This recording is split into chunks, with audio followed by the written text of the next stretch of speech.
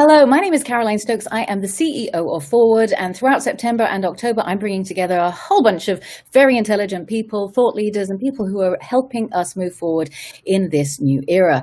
I'm excited to bring forward today Keith McCormick on a Saturday morning. He is a data science consultant, LinkedIn learning instructor, and author of SPSS for Dummies, which is out now, and an instructor at UC Irvine focusing on the Predictive Analytics Certificate Program. Welcome, Keith. How are you doing this morning? Or I'm this doing afternoon? great. You're on the East Coast. Yeah, early afternoon out here. Yep. It's great to have you here. Thank you for making time on Saturday. So tell me, we're obviously in this new era. It's very, very challenging for everyone in so many different ways. What are you most stoked about in our new world?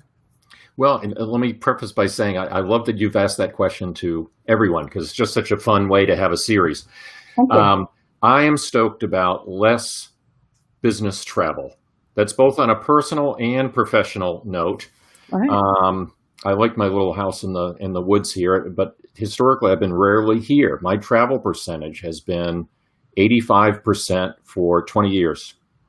Right. You know, I'm at that stage where they start giving you the metal cards. You know, Hilton stopped giving me the plastic cards. They give me the lifetime stuff. You know, I have. I was trying to guess about. We've got the gray to prove it. It's not full gray yet, but the gray that's there is probably there from airports. You know. And I guess what I should say is the less business travel is kind of on a personal note, but I think more generally, I think it's that we're heading into a period of more thoughtful business travel. And I think that's what's really powerful, you know, is we're going to, before we run to our travel website of choice, we're going to be a little bit more thoughtful about when it makes sense. So for instance, as a consultant, you know, I always think that first visit with a client is really more powerful if it's done face to face. A lot of times you'll be walking down the hallway and they'll wave to a colleague and say, oh, I forgot to mention so-and-so, and you'll meet them. There's something very powerful about that.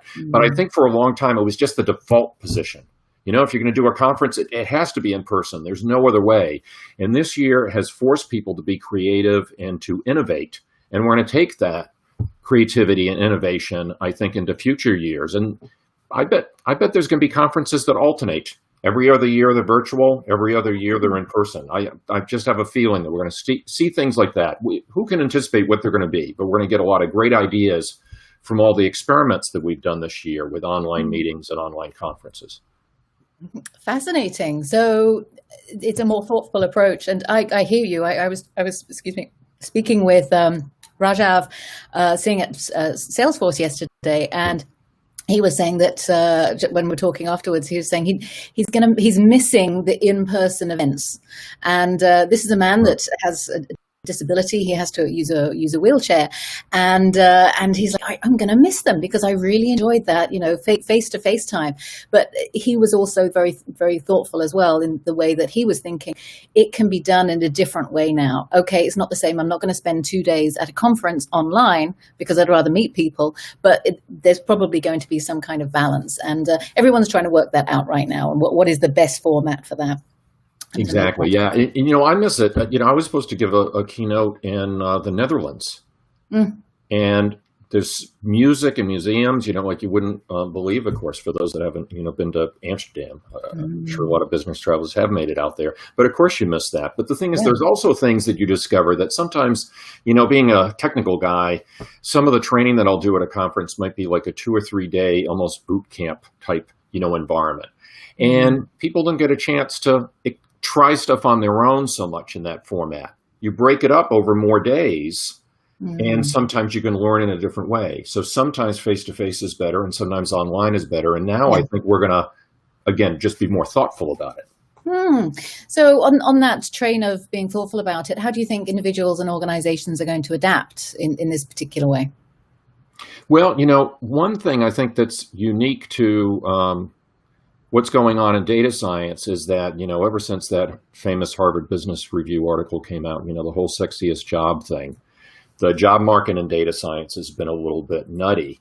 But one thing that I think a lot of companies weren't open to last year that they now have no choice but to be open to is getting a candidate that maybe doesn't live near headquarters. You see, because if you're going to work from home, then maybe you don't have to be within commuting distance. And that is going to really increase the talent pool, because I've worked with a lot of banks and so on. They have no problem recruiting people because they're usually in big cities. But I've also worked with manufacturers and other companies that are in more rural areas, and they were forever talking about, we can't attract, top data scientists to move to our rural community. Well, maybe that isn't the only way to go. I hear you, but for some reason, and I've got clients that have this attitude as well, is that I think they're thinking things are going to get back to normal, and that everybody's going to be back in the studio or the office.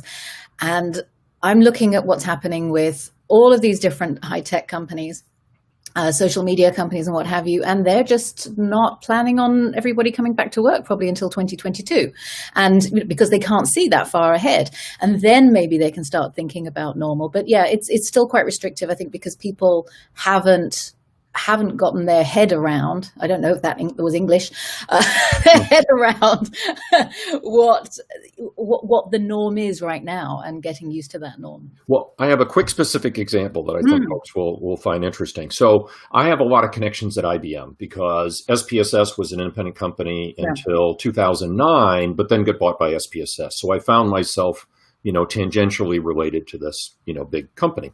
And a lot of the folks, some retired, and others moved to IBM. So, I monitor IBMers talking amongst themselves on LinkedIn. And one woman in particular I'll remember, because the new CEO of IBM had a very thoughtful email about, hey, we're all working at home. There's going to be pets in the background. There's going to be kids in the background. We just have to be understanding with each other. This is just the way things are going to be, right? Which, of course, was quite appropriate.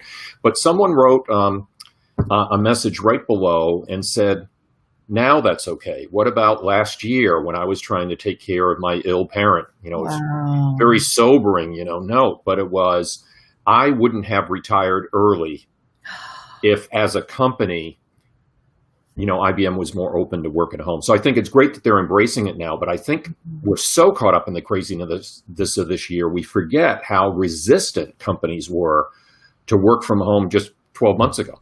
And that's what's not going to change. Will people go back? Of course, many of them will. Yeah. But the fact that work from home is no longer strange, that's permanent.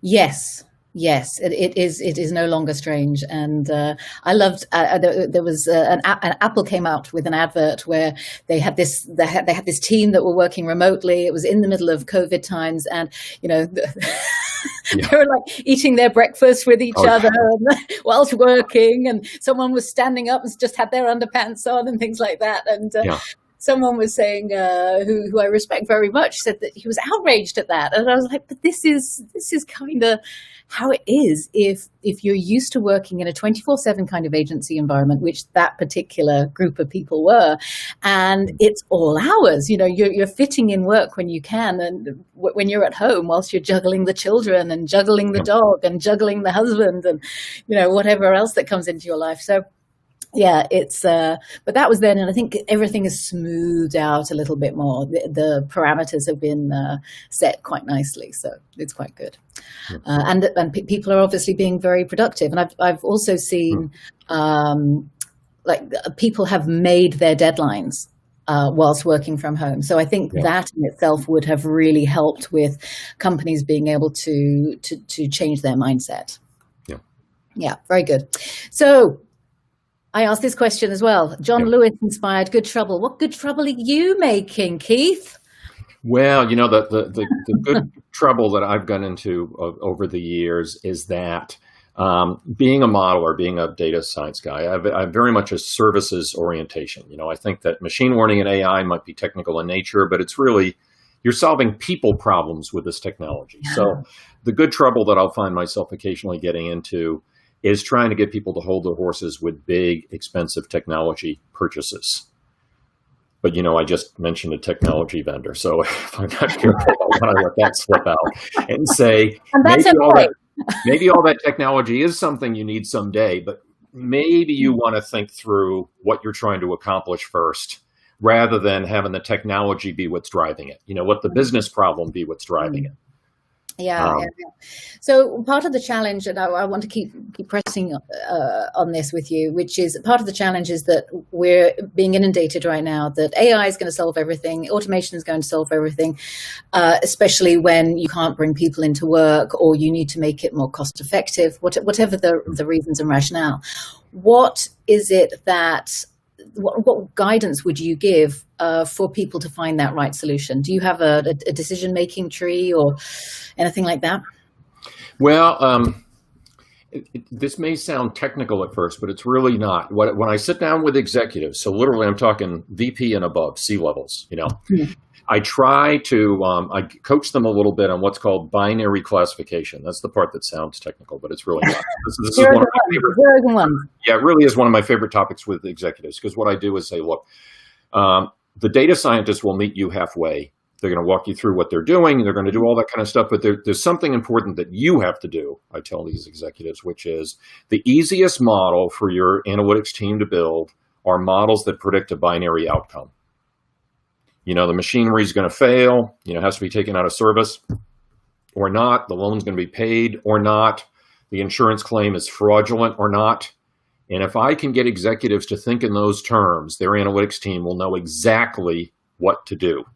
If the business problem is vaguely defined, they're going to go in their little laboratory and dream up some super complicated, elaborate model, and no one's going to ever use it because it won't be aligned with the business problem. So you have to think with the end in mind. When you hear it, it sounds so obvious. You would think that everybody's doing it, but it's not at all the case. People just let it get more and more complicated, and they never think about what I'm going to actually be using this thing for. Very good. Thank you for that guidance, because I think there's a lot, even I will just go, I'll get caught in my mind on trying to find a solution, and you just have to slap yourself around the face and say, what's the end result that you actually need here? So thank you very much. That's wonderful. So, I'm very curious when you talk about how you want to, if I can call it, you wanted to kind of simplify it or not make it so complicated. How is that emotionally intelligent? Well, the trick is, again, to keep this line of communication open between the business on the one hand and the data scientists. Wow. So the data scientists have to also participate in this meeting halfway. So, you mentioned I've done some LinkedIn learning courses. Yeah. One course that I'm just thrilled that they let me put together was the non-technical skills of data scientists. And it really was on this subject, which is, well, you've built this model, put yourself in the mind of the executive. It's not empathy, like I feel your pain empathy. It's more what I call cognitive empathy. Yeah. Thinking, as if you were in the other person's shoes, in this case, the other side of the business, and keeping that constantly in mind when you're producing the solution. Because again, if you don't do that, no one's going to use it when you're done, and that ultimately isn't good for anybody. Very well said. Very well said. Data scientists, you got to develop that, and programmers. Everybody does. How can you get to that solution? At the risk of distracting us, I do have to mention one thing. We lost Ruth Bader Ginsberg last night. I know. So the good trouble that John Lewis made me think of this. She was just such a wonderful example of that. I really don't look the part, but in the 90s, I was in the Army because I was on an ROTC scholarship. So I was in the reserve, and that was around the time, if you recall, that there was all the controversy about women going to the Citadel, and we forget that was the first female graduate was 1999. It's shocking, isn't it? Not that long ago, and at this point, they have almost 500 female graduates over that amount of time, because that was super controversial. But I remember seeing the footage of when she returned there, and really it's been something that they've embraced as an institution. But you can imagine old school like that, military school. Anyway, I had to mention that since I'm so glad you did. I'm so glad you did, and it was deeply the social media just lit up with acknowledgements about her incredible contribution to the world, and a lot of people quickly turned on the switch and then realized that as women, we have to do a lot more. I think we relied a little bit too much on her, and it's like, you know what? We're women too. We can get up and do this and make it happen. Yeah. One person decided not to go to the synagogue this morning to be able to focus on votes. That was just literally minutes after her death. She made that very fast, that speedy decision because she could see. Or she can predict what's going to be happening. So that was important for her. So yes, there's America and the world still has a long way to go. Yeah. So my very last question is: what one thing can viewers, data scientists that want to follow in your footprints, what guidance would you like to give them? What one step would you like to share with them? Well, this is somewhat related to some of my earlier comments, in that I think it's so important not to get too caught up in technology, even though I work in a technical area.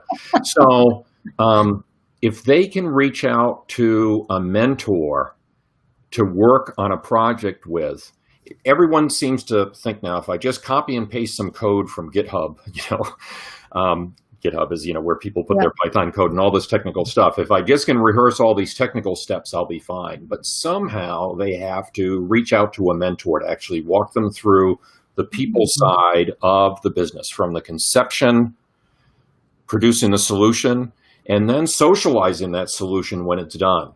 And that's best, I think, taught from one data scientist to another, not via blog or book. And I think the reverse is true as well. People that have been at this for a while, like myself, need to create those relationships with younger data scientists as well. Wonderful. Well, thank you very much for your time, Keith. It's been very insightful speaking with a data scientist that focuses on all of these areas and is able to communicate with everyone about your thoughts. So thank you very much for your time. I very much enjoyed it. Thanks so much.